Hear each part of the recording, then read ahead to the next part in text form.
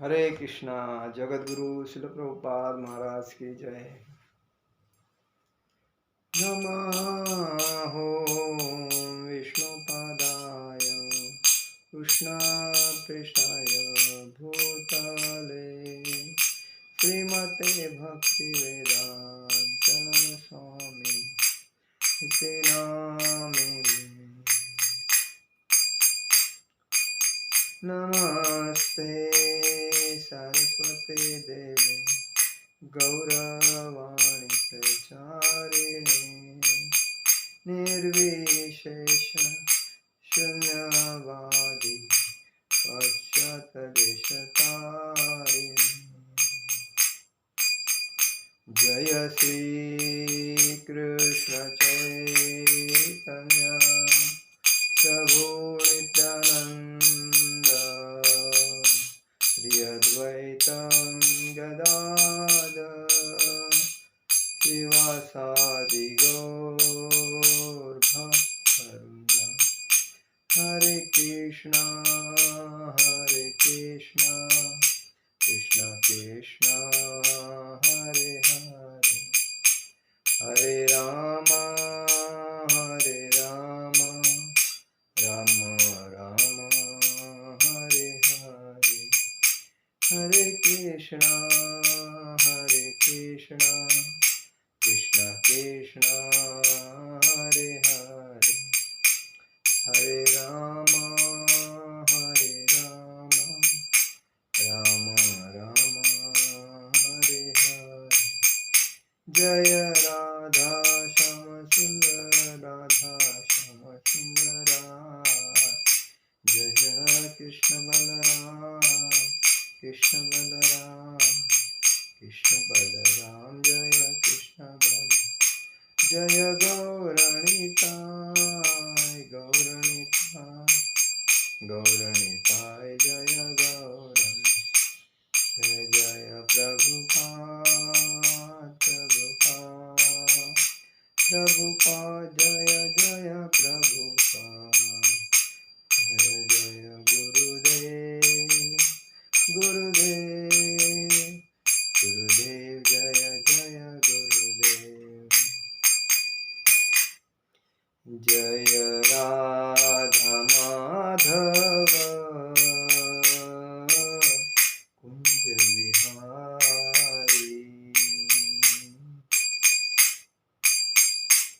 जय राधा माधव कुंज विहारी।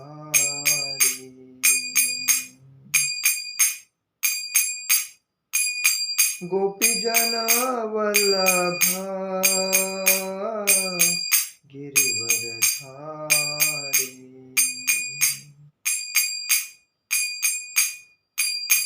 गोपीजन वल्लभ गिरिवरधारी, यशोदानंदन ब्रज जनरंजन, यशोदानंदन ब्रज जनरंजन, यमुना तीरावनचारि,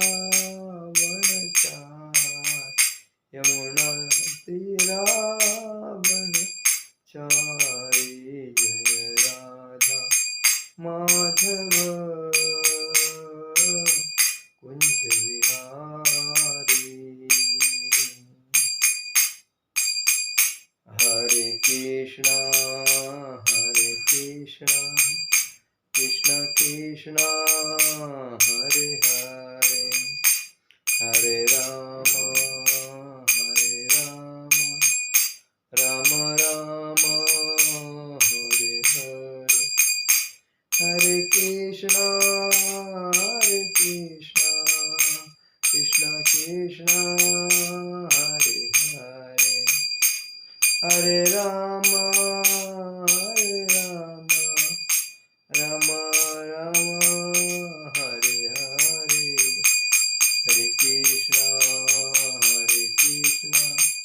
कृष्ण कृष्ण हरे हरे, हरे राम राम राम हरे हरे। जय नित्यलीला जय ओम विष्णुपाद परमहंस परिव्राजकाचार्य अष्टोत्तर अभय चरणारविंद भक्ति वेदांत स्वामी शिल प्रभुपाद महाराज की जय। नित्यलीला प्रविष्ट जय ओम विष्णुपाद परमहंस परिव्राजकाचार्य अष्टोत्तर भक्ति सिद्धांत सारस्वती ठाकुर शिल प्रभुपाद महाराज की जय। अनंत कोटि वैष्णव वृंद की जय। नामाचार्य शिल हरिदास ठाकुर की जय। प्रेम से कहो श्री कृष्ण चैतन्य प्रभु नित्यानंद श्री अद्वैत गदाधर शिवासादि गौर भक्त वृंद की जय। श्री श्री राधा कृष्ण गोप गोपीनाथ श्याम कुंड राधा कुंड गिरी गोवर्धन की जय। वृंदावन धाम की जय। मथुरा वृंदावन धाम की जय। नवदीप मायापुर धाम की जय। अयोध्या धाम की जय। द्वारका धाम की जय। बद्रीनाथ धाम की जय। गंगा माई की जय। यमुना माई की जय। तुलसी महारानी की जय। हरिनाम संकीर्तन की जय। समवेद भक्त वृंद की जय। समवेद भक्त वृंद की जय। समवेद भक्त वृंद की जय। श्री श्री गुरु गौरांग की जय। निताई गौर प्रेमानंदे हरे हरि बोल। आज हम लोग भगवान श्री कृष्ण उनके एक काका मतलब चाचा, मराठी में काका बोलते हैं, अक्रूर जो थे, उनका एक घाट है अक्रूर घाट, जो भगवान वृंदावन में रहते हैं, कृष्ण बलराम राधा श्याम सुंदर। तो अक्रूर जी तभी कंस का राज्य था और कंस ने देवकी और वसुदेव के 6 पुत्र को मारा था। उसके बाद में 7वां पुत्र उनको बलराम जी स्वरूप हुआ, बलराम जी हुए, और 8वें पुत्र भगवान श्री कृष्ण हुए थे। तो भगवान जी ने 8वें पुत्र जो थे तो उनको आकाशवाणी हुई थी कि एक कंस तेरा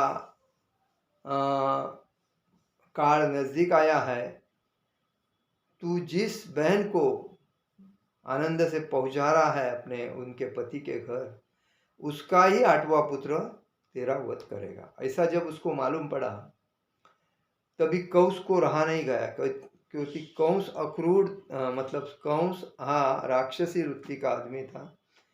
अपनी छोटी बहन है उसके ऊपर बहुत प्यार करता था, लेकिन फिर भी जब आकाशवाणी हो गई उसको, तभी उसको रहा नहीं गया। बोला मेरे को मरना नहीं है और ये मुझे मारने वाला आ गया। जब किसी व्यक्ति को मालूम पड़ता है कि उसको कोई तकलीफ देने वाला है तो फिर उससे रहा नहीं जाता है। बराबर है, सेम परिस्थिति उसकी हो गई। और उसके बाद में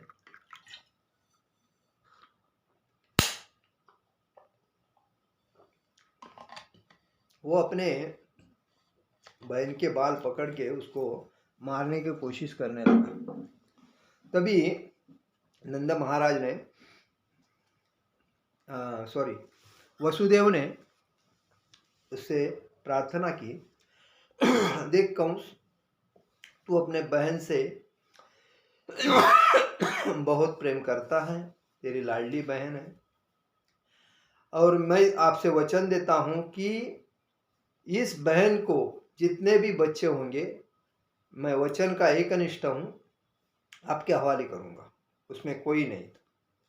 तो जो जो पुत्र होता था देवकी वसुदेव को, तभी देवकी और वसुदेव जी वही पुत्र लेके नारद मुनि ये कंस के पास जाते थे। लेकिन ऐसा करने के टाइम पे नारद मुनि आके कंस को भड़काया। पहला जब वसुदेव देने के लिए जाता था उनके पास बच्चा पुत्र, तभी देख देख के कंस बोला जाने दो यार, क्यों मारने का, छोटे बच्चों को नहीं मारना मुझे। लेकिन नारद मुनि जाके, क्योंकि ये उनको लीला करनी थी भगवान को कंस को मारने की,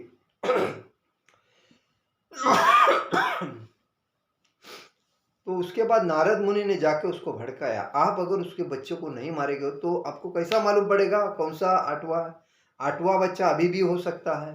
अब पहले 8 नंबर का बच्चा पहले नंबर पे भी आ सकता है, पहले नंबर का बच्चा 8वें नंबर पे भी जा सकता है, और आपका तो मृत्यु कभी भी हो सकता है।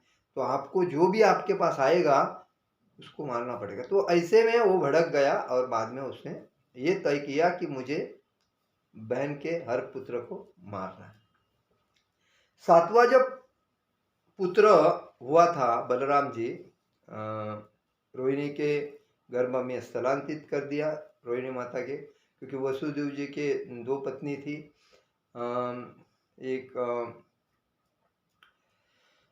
देवकी जी, दूसरी रोहिणी।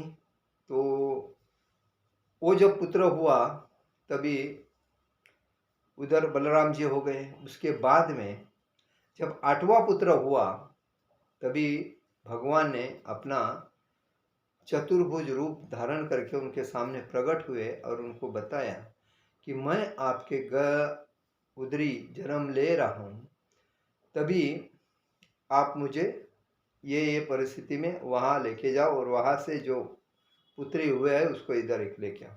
ये जब होने के बाद, जब भगवान का जन्म हुआ, जन्म होने के बाद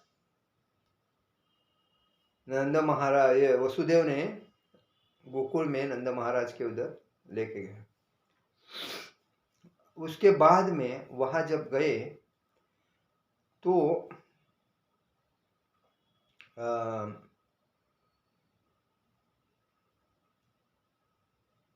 उनको गंगा नदी, यमुना नदी पार वगैरह करके जाना पड़ा, ये सब कुछ हो गया। तो उधर जाने के बाद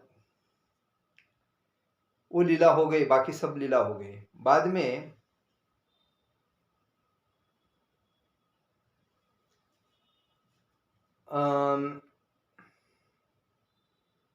अक्रूर जो था, वो भगवान कृष्ण और बलराम जी का चाचा था। वो बहुत प्रेम करता था कृष्ण और बलराम जी से। तो उसको एक दिन कंस ने आमंत्रण दिया कि अक्रूर मुझे आके मिलो। अक्रूर सरल सीधा आदमी था, भगवान से बहुत प्रेम करता था, भगवान से बहुत प्यारा था। वो भगवान को मिलने के लिए, कंस को मिलने के लिए चला गया कंस के महल में। और कंस ने उसकी, एक प्रतिष्ठित व्यक्ति जब आता है उसको आहार पहनाते हैं, उसका आदर सत्कार करते हैं, सब उसका सत्कार आदर सत्कार किया और उसको बहुत प्रसन्नता होगी। लेकिन उसने कहा, देखो अक्रूर, मेरा एक छोटा काम करना पड़ेगा आपको। तो अक्रूर बोला, क्या है काम? तो अक्रूर के लिए कंस ने बताया कि आपको कृष्ण और बलराम दोनों को यहाँ लेके आना पड़ेगा। तभी क्या होता था कि ये जो कुश्ती का जो प्रोग्राम था ये पहले से ही चलते आया है। अक्रूर को भगवान ने, ये कंस ने भेजा किसके लिए? कृष्ण बलराम को बुलाने के लिए। लेकिन कहने का मतलब है कंस ने पहले ही अरेंजमेंट करके रखा था कि अपने जो उसके जो ये थे, 2 राक्षसी प्रवृत्ति के मल थे, जो मलयुक्त कुश्तियाँ खेलते थे, तो उनके साथ कृष्ण और बलराम जी का कुश्ती लगाने का, इसीलिए उन्होंने सब रेडी करके रखा था।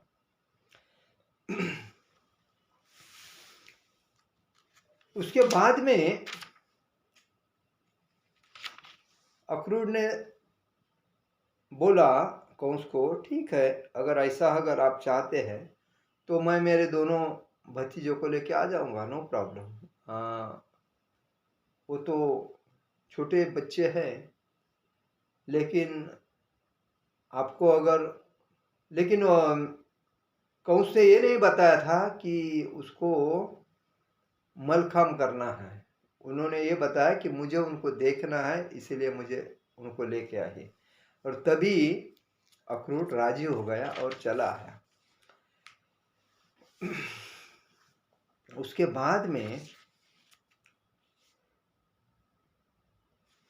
अक्रूर श्री कृष्ण और बलराम इनको मथुरा लेके जाने के लिए लेके आया था। लेकिन उस टाइम गोपियाँ बहुत चिंतातुर थी, क्योंकि गोपियाँ कृष्ण भगवान से बहुत प्रेम करती थी।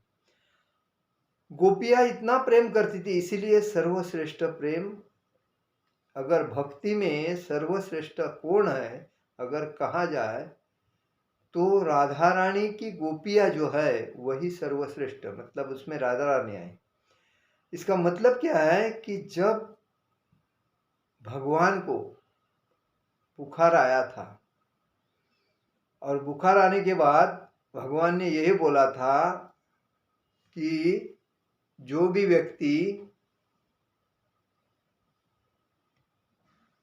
व्यक्ति मेरे भक्त के चरण की धूल अगर लेके आके मेरे मस्तक को लगाएगा तो ये मेरा बुखार निकल जाएगा। इसीलिए नारद मुनि सब जगह पे गए, सभी के पास गए और बोले आप सब भक्त है भगवान के, द्वारका में द्वारकाधीश बीमार है, बुखार है, और उन्होंने कहा कि जो भक्त मेरा है उस भक्त की चरण की धूल मुझे लेके आइए तो मेरा बुखार जाएगा। सभी के पास गए, ब्रह्मा जी के पास गए, शिव जी के पास गए, हर भक्त के पास गए, लेकिन किसी ने भी उनको अपने चरण की धूल देने के लिए तैयार नहीं, क्योंकि उनको मालूम था अगर हम हमारे चरण की धूल देंगे तो हम नरक में जाएंगे और पापी बनेंगे। तो इस बेसिस पे अपने धूल देने के लिए कोई राजी नहीं। लेकिन सबको छोड़ के नारद जी गोपियों के पास आए,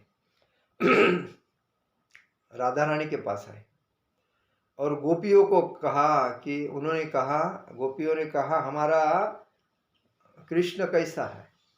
तो बोला बहुत बीमार है, बुखार है। उन्होंने कहा कि मेरे शुद्ध भक्त के चरण की धूल मुझे लाके दे दो, मेरा बुखार निकल जाएगा। कोई धूल देने के लिए राजी नहीं। कैसे देंगे? वो तो द्वारकाधीश है और भक्त अगर अपने चरण की धूल देगा तो वो पापी बनेगा। अपने पैर कभी भगवान को लगाते हैं नहीं। जब ये बात नारद जी ने गोपियों को बताया, कृष्ण और बीमार है और भक्त के चरण की धूल चाहिए, बस इतना ही हो, ठीक है। हम जितनी भी गोपियां थी वो सब गोपियों ने अपने चरण की धूल नारद मुनि के पास थी और नारद मुनि को बोला हम कल पाप में जाएंगे, नरक में जाएंगे, पापी बनेंगे, हमें कुछ भी हो जाएगा, वादा नहीं, लेकिन हमारे होते हुए हमारे कृष्ण को कुछ नहीं होना चाहिए, ये हमारा सिद्धांत है। हमें कोई फिक्र नहीं, क्योंकि हम जी रहे हैं उसके लिए। अगर वो ही हमारे लिए नहीं रहेगा तो हमारा जीवन जी के फायदा क्या है? हम सब घर दार, पति, माँ बाप, बच्चे सबको त्याग करके उनके लिए हम रो रहे हैं, क्योंकि उनका एक झलक हमारे लिए काफी है। और वो अगर बीमार है और हम आनंदी है तो हम नहीं देख सकते। हम पापी है, नरक में जाएंगे चलेगा, लेकिन हमारे ये चरण की धूल उनको दे दो। और बोलो गोपियों ने दिया। और जब नारद मुनि लेके वो धूल गए और उनके